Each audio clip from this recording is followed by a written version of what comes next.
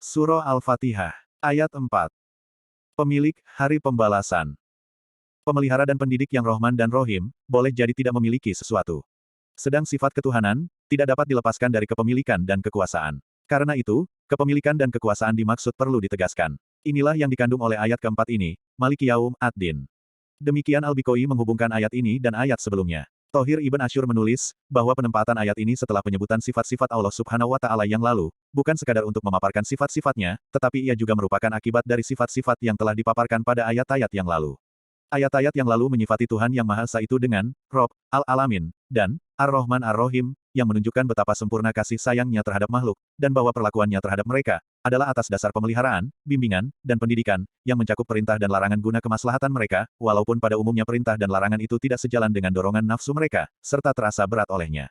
Dari sini, terdorong oleh kekhawatiran adanya orang yang hanya mengandalkan rahmat dan kasih Allah serta pendidikan dan bimbingannya, yang disinggung sebelum ini, sehingga mengantar mereka mengabaikan tuntunan-tuntunan Allah, maka, adalah sangat perlu menggarisbawahi bahwa, Allah yang Rohman dan Rohim, serta pemelihara dan pembimbing itu, juga adalah Dia pemilik hari kemudian. Di sana kelak, Dia akan memberi setiap jiwa balasan dan ganjaran, sesuai dengan amal perbuatan mereka.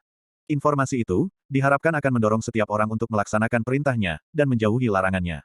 Ada dua bacaan populer menyangkut ayat ini, yaitu, Malik, yang berarti raja, dan Malik, yang berarti pemilik. Ayat keempat surah ini dapat dibaca dengan kedua bacaan itu, dan keduanya adalah bacaan Nabi Shallallahu Alaihi Wasallam, berdasar riwayat-riwayat yang dapat dipertanggungjawabkan kesohihannya, atau mutawatir.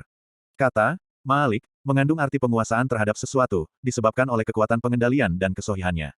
Malik, yang biasa diterjemahkan dengan raja, adalah yang menguasai dan menangani perintah dan larangan, anugerah dan pencabutan, dan karena itu, biasanya kerajaan terarah kepada manusia dan tidak kepada barang yang sifatnya tidak dapat menerima perintah dan larangan.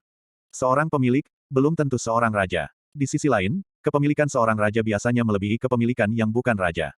Di samping itu, ada raja yang wewenangnya lebih rendah dari pemilik kekuasaan yang lain. Raja dalam satu negara demokrasi, boleh jadi hanya lambang, sedang kekuasaan dilimpahkan oleh rakyat kepada pemerintah, yang dipimpin oleh seorang eksekutif atau perdana menteri. Menyifati Allah seperti bunyi ayat di atas, memberi kesan penegakan keadilan, karena raja atau penguasa yang baik, yang mengasihi kepada rakyat atau bawahannya, serta yang mendidik mereka, pasti akan membela siapa yang teraniaya dan mencegah penganiaya, antara lain dengan menegakkan keadilan. Penguasa yang baik pasti juga, dalam rangka pendidikannya, akan memberi balasan baik terhadap yang berbuat baik, dan sanksi bagi yang bersalah. Allah Subhanahu wa Ta'ala adalah raja sekaligus pemilik.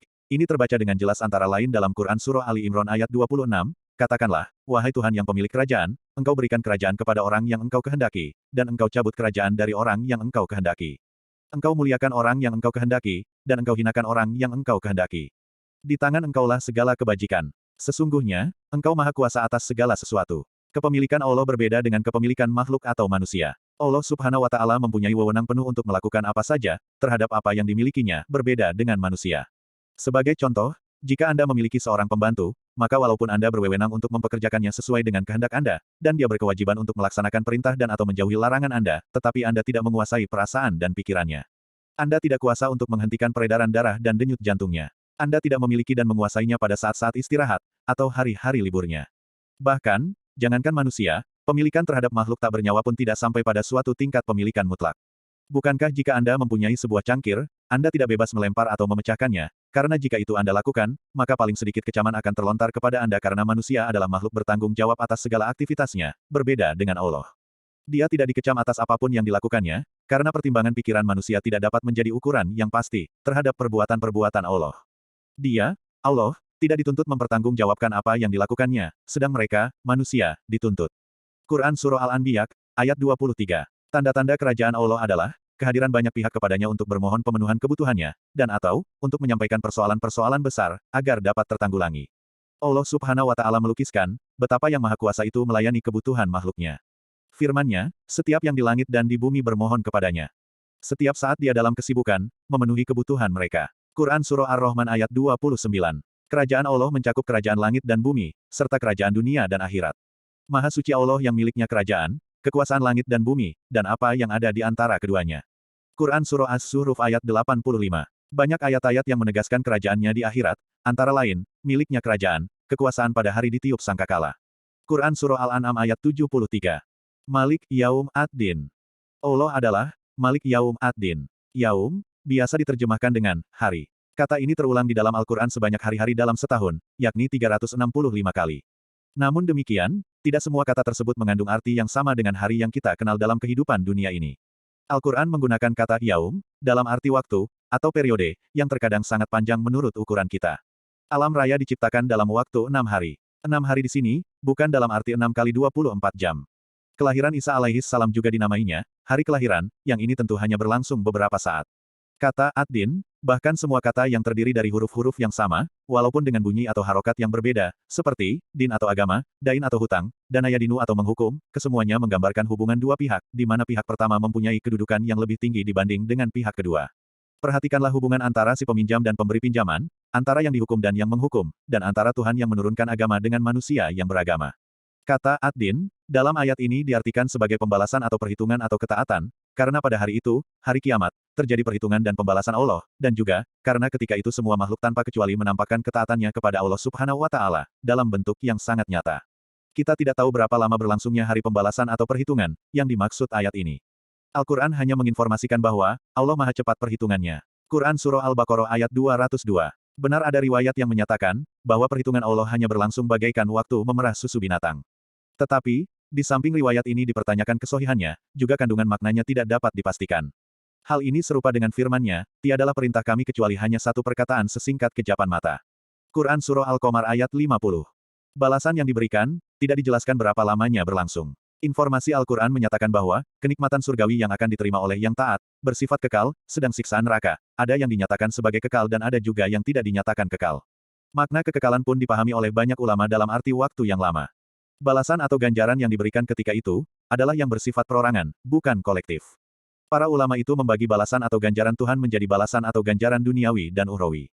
Pembalasan duniawi diberikan Allah, di samping kepada orang per orang juga secara kolektif, tergantung sikapnya terhadap hukum-hukum Allah yang berkaitan dengan alam dan masyarakat. Siapa saja, muslim atau non-muslim, yang menaati hukum itu, pasti mendapat imbalannya dalam kehidupan dunia ini, misalnya berupa kesejahteraan hidup. Sebaliknya, yang tidak mengindahkan hukum-hukum itu, akan mengalami hidup di dunia ini pula. Sayyid Muhammad Bakir Ash-Sodr, dalam bukunya, At-Tafur al-Maudu'i, ketika membahas As-Sunan At-Tarihiyah fi Al-Quran, atau hukum-hukum sejarah dalam Al-Quran, mempunyai pandangan berbeda. Menurutnya, di hari kemudian nanti, akan ada pula pertanggungjawaban yang bersifat kolektif. Kalau Quran Surah Maryam ayat 95, menyatakan bahwa, tiap-tiap mereka, makhluk yang ada di langit dan di bumi, akan datang kepadanya pada hari kiamat sendiri-sendiri. Kalau ayat ini berbicara tentang pertanggungjawaban individual atau perorangan, maka ada ayat lain seperti, Quran Surah Al-Jasiyah ayat 28, yang berbicara tentang pertanggungjawaban kolektif. Dalam ayat itu dinyatakan bahwa, dan pada hari itu, kamu lihat setiap umat berlutut. Tiap-tiap umat dipanggil untuk melihat buku catatan amalnya. Pada hari itu, kamu diberi balasan terhadap apa yang telah kamu kerjakan. Menurut Ash-Sodr, tujuan pertanggungjawaban ini adalah untuk memulihkan hak-hak kepada para pemiliknya, karena tidak jarang hubungan-hubungan dalam satu masyarakat berjalan sangat timpang. Seorang yang tertindas, mungkin saja semestinya menduduki tempat setinggi-tingginya. Nah, disinilah pertanggungjawaban itu diperlukan. Ketika itu, semua pihak yang terlibat dikumpulkan.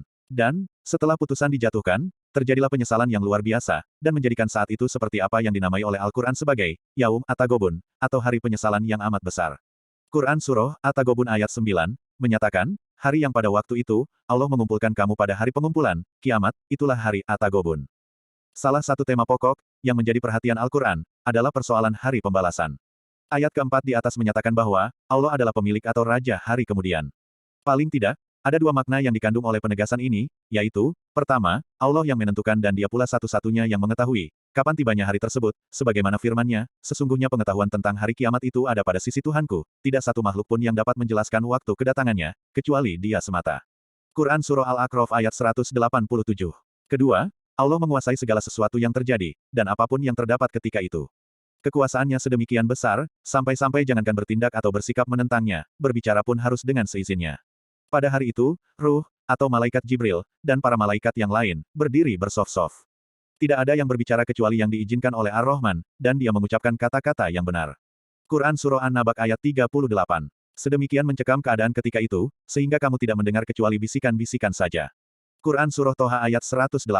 Kalau dipertanyakan mengapa ayat ini tidak berbunyi, yang menguasai hari akhirat dan hari dunia, bukankah Tuhan menguasai pula hari dunia ini?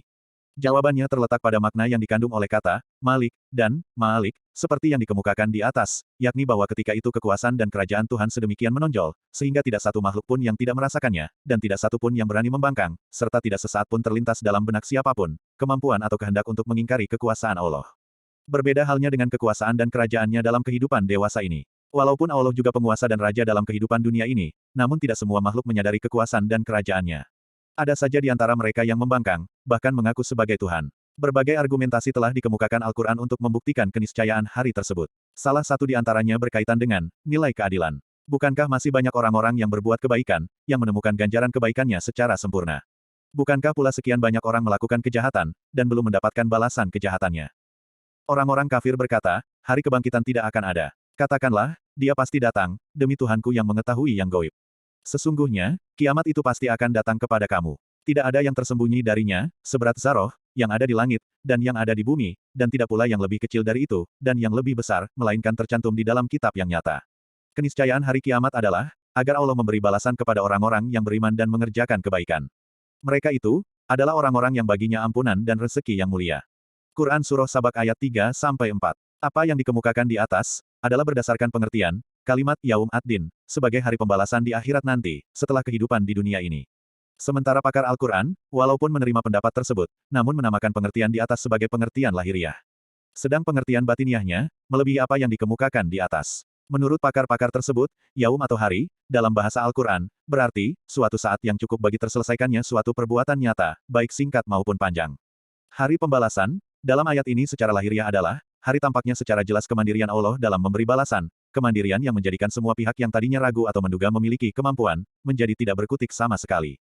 Hari itu, dimulai dari saat kebangkitan dari kubur sampai dengan saat kekekalan, di surga atau neraka. Itulah makna lahiriahnya. Adapun makna batiniahnya adalah, bahwa pada hakikat, hari pembalasan bermula sejak saat seseorang melakukan pelanggaran, pada saat itu pula lah terjadi pembalasan Tuhan. Pembalasan Allah tidak ditunda, hanya saja, terkadang ia tidak nampak atau tidak dirasakan manusia. Dan di sanalah letak sisi batiniahnya. Dalam konteks ini, Nabi Shallallahu Alaihi Wasallam bersabda, apabila seseorang berdosa, diteteskan ke dalam hatinya suatu titik hitam. Hadis riwayat At-Tirmidzi, An-Nasaki, Ibn Majah, melalui Abu Hurairah. Titik hitam ini adalah pembalasan Tuhan. Di samping itu, menurut penganut pendapat ini, semua malapetaka yang terjadi di dunia, melalui tangan makhluk-makhluk Allah, pada hakikat adalah pembalasan Tuhan, walaupun orang-orang yang lengah, melemparkannya kepada perbuatan manusia. Allah berfirman, dan apa saja malapetaka yang menimpa kamu, maka itu disebabkan perbuatan tanganmu sendiri, dan Allah memaafkan banyak, dari kesalahan-kesalahan kamu. Quran Surah Asy-Syura ayat 30. Dalam hadis yang diriwayatkan Bukhari, Nabi bersabda, demam adalah sekelumit dari angin neraka, maka dinginkanlah ia dengan air, yakni letakkanlah kain basah di dahinya. Demikian sebagian dari pesan-pesan yang dikandung oleh ayat keempat surah ini.